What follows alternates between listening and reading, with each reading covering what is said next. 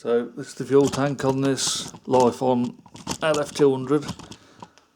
Pretty similar to most of these small engine tanks, the metal ones at least. So I'm turning it upside down. There's your bushing and there's your hose. So I'll just take the hose off.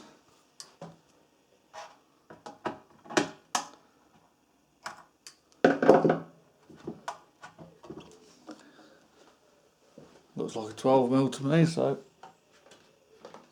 try 12.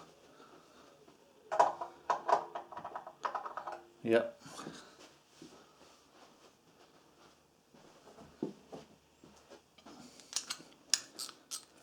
So you just undo that now.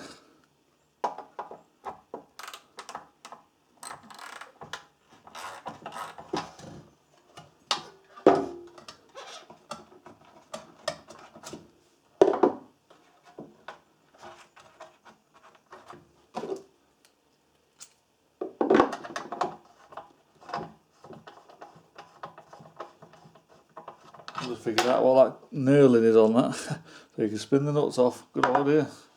But anyway, that's the filter. It's got a little O-ring sort of seal at the bottom, so make sure you know which way that comes off.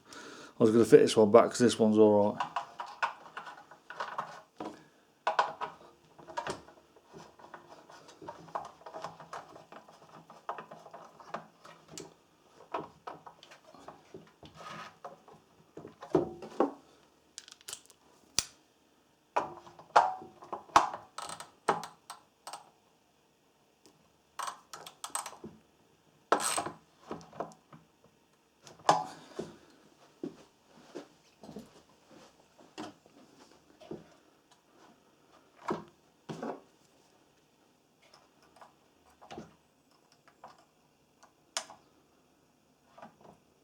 Obviously there's just 3 bolts hold these in. Really easy to move, and I've got another video on that as well. So.